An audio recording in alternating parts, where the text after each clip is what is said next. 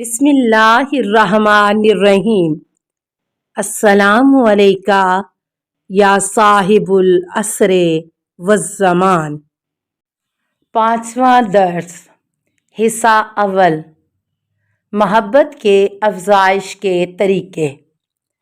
صداقت تو سچائی۔ شوہر اور بیوی کی مودت میں اضافے کا ایک عنصر سچائی ہے۔ بیوی شوہر سے سچی ہو، شوہر بیوی کے ساتھ سچا ہو، دونوں سچ بولتے ہوں۔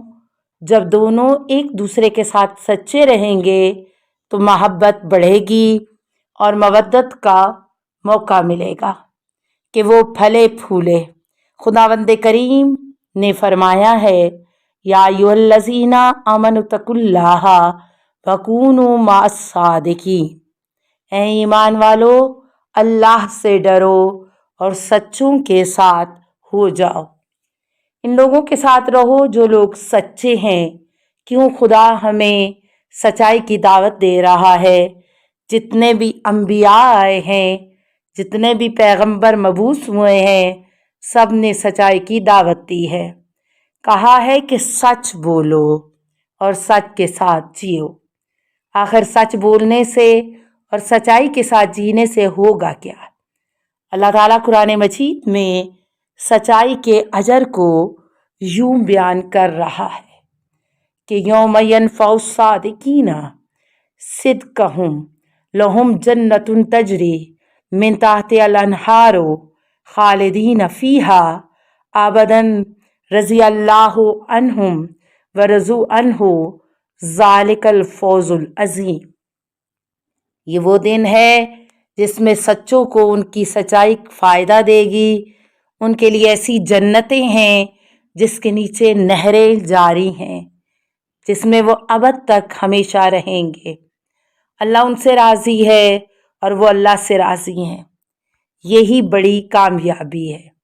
اور اسی طرح ایک اور آیت میں ارشاد خداوندی ہے کہ لیجزی اللہ الصادقین بصدقہم ویعذب المنافقین ان شاء او یتوب علیہم ان اللہ کان غفور الرحیم، تاکہ اللہ سچوں کو ان کی سچائی کی جزا دے اور چاہے تو منافقین کو عذاب دے یا ان کی توبہ قبول کرے۔ اللہ یقیناً بڑا معاف کرنے والا رحیم ہے۔ سچائی آپ کو قوی بناتی ہے، آپ کو ہمیشہ طاقت دیتی ہے۔ سچ بولنے والے انسان کے اندر خوف نہیں ہوتا، وہ اپنی تمام توانائیوں کے ساتھ جی رہا ہوتا ہے۔ سچائی انسان کے اندر شجاعت پیدا کرتی ہے، جرأت دیتی ہے، اور یہ شجاع اور جری ہونا آپ کی زندگی کی لذت کو دوبالا کر دیتا ہے۔ اللہ تعالیٰ قرآن مجید میں جھوٹ کو کامیابی کے حصول کے لیے رکاوٹ کے طور پر متعارف کروا رہا ہے۔ قُلْ إِنَّ الَّذِينَ يَفْتَرُونَ عَلَى اللَّهِ الْكَذِبَ لَا يُفْلِحُونَ، کہہ دیجئے جو اللہ پر جھوٹ اور بہتان باندھتے ہیں وہ یقیناً فلاح نہیں پائیں گے۔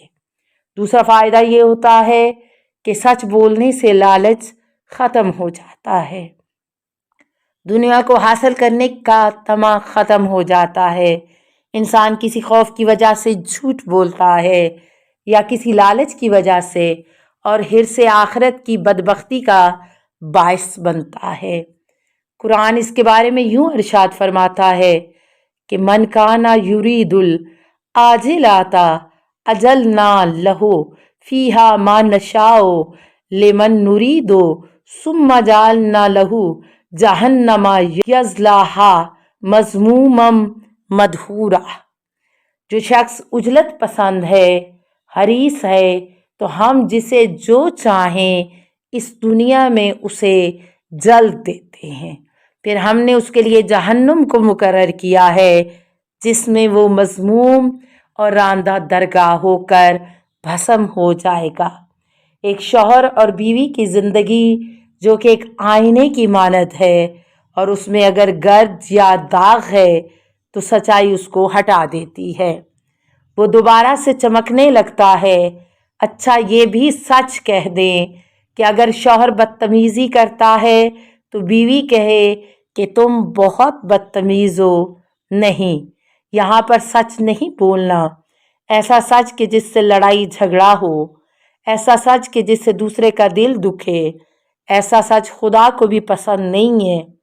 ہر انسان کے اندر اتنی ہمت نہیں ہوتی کہ وہ سچ کو سن لے اور مان لے۔ سب سے مشکل بات یہ ہے کہ اگر آپ کسی سے سچ بولیں اور واقعتاً تمہارے اندر یہ برائی ہے اور وہ اس کو مان بھی لے کہ ہاں میرے اندر یہ برائی ہے، اول اس کا سننا اس کے لیے سخت ہے، پھر اس کا سامنا اس کے لیے بہت ہی سخت ہے۔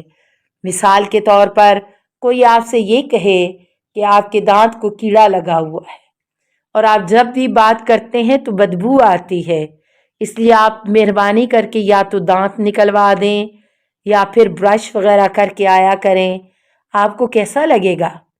کہیں گے عجیب بدتمیز آدمی ہے، اس کو بولنا بھی نہیں آتا۔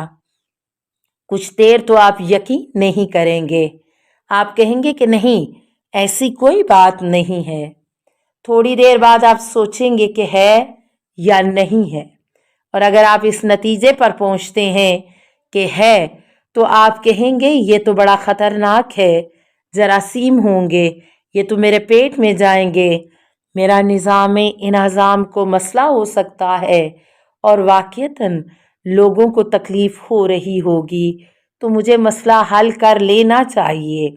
لیکن ساتھ ساتھ آپ یہ بھی سوچیں گے کہ اس آدمی کو طریقے سے بولنا چاہیے تھا، اس نے کس طرح مجھے سب کے سامنے کہہ دیا، میری توہین ہو گئی۔ حالانکہ آپ جا کر دانت نکلوا لیں گے کیونکہ اس کے خود آپ کی صحت کے لیے بھی اور لوگوں کے لیے بھی نقصانات ہیں۔ یہ بات صحیح تھی لیکن آپ نے پہلے مرحلے میں قبول نہیں کی، آپ نے نہیں کہا ایسی تو کوئی بات نہیں ہے۔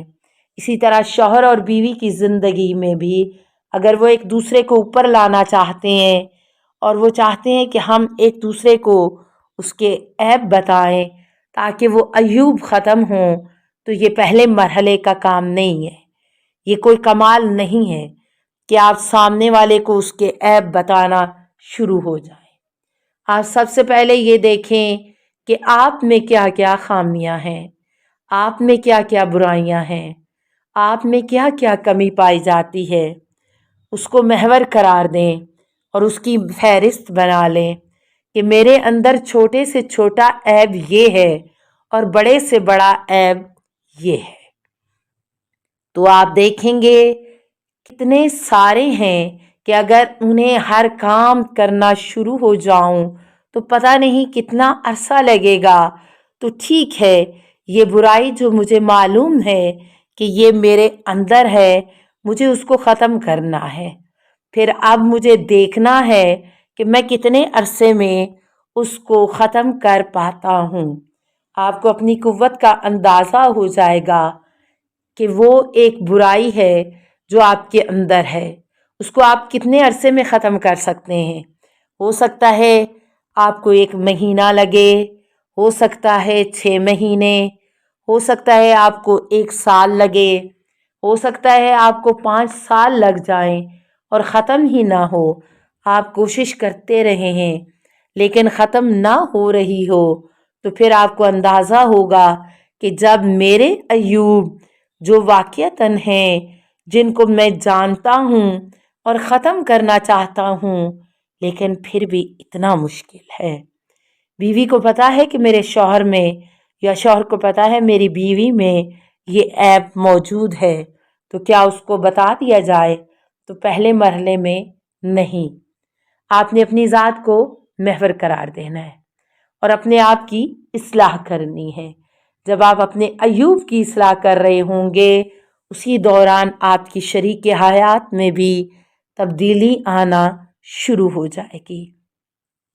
جو شخصیت ابھی آپ کی ہے، جو آپ کی عادتیں بن چکی ہیں، ان عادتوں کے ساتھ جب آپ اپنے شریک حیات کے ساتھ زندگی گزار رہے ہیں، اس میں کوئی تبدیلی نہیں آ رہی ہے، جب آپ کے اندر بہتری آنا شروع ہوگی تو خود بخود اس کے اندر تغیر آنا شروع ہو جائے گا۔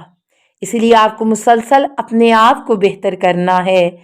جب آپ خود کو بہتر کر لیں گے تو پھر آپ کے لیے زندگی آسان ہو جائے گی، اور ایک مرحلہ ایسا آئے گا کہ آپ اس کو اپنے ساتھ چلانا شروع کر دیں گے، تو پھر آپ اس کے حل کی بات کریں گے، نہ کہ اس پر تنقید کریں گے۔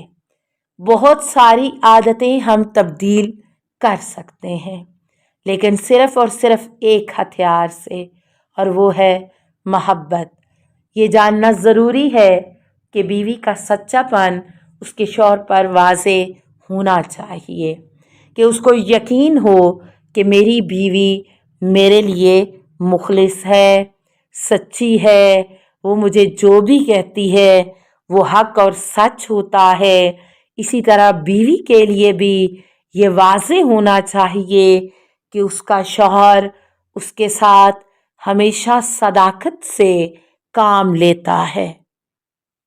السلام علیکہ یا سیدتا نساء العالمین، السلام علیکہ یا بنت رسول رب العالمین، السلام علیکہ یا زوجتا علی امیر المومنین، السلام علیکہ یا ام الائمۃ المعصومین، یا فاطمۃ الزہراء، السلام علیکہ ورحمۃ اللہ وبرکاتہ۔ اللہم صلی علی محمد و آل محمد۔